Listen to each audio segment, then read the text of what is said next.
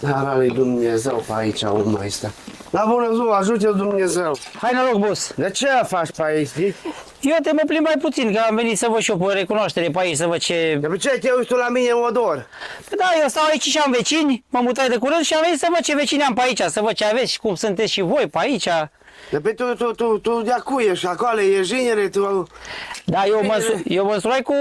Fata Popi. Cu fata preoțelui, da, din sat de la voi și zic să vin să văd și eu vecinii, să văd cine stă pe aici, să ne cunoaște, să ne schimbăm două vorbe, să vedem ce... Hai că nu-i stă ca coldușul la portă, hai dară până la Lontru, să povestesc, să vezi. Dacă mă invit și Ce eu... te uiți la mine, că viu de la fân, eu nu-s ca cine. Da, Doamne ajută, sigur. Hai haide. odată în Lontru.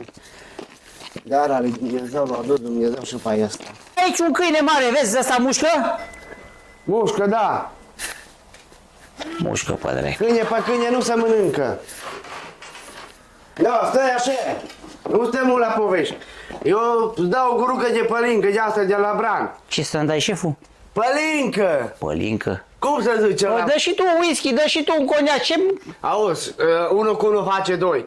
Ține acolo și bea... Ajută-ți Dumnezeu. Așa să fă la noi. Auguste, nu sta mult. Ce te strâmbi? Ara lui Dumnezeu că nu... Bă, Nu, du-te pe bă, Dumnezeu. mori. Du-te, că numai ajută-ți Dumnezeu. Du-te că ai venit.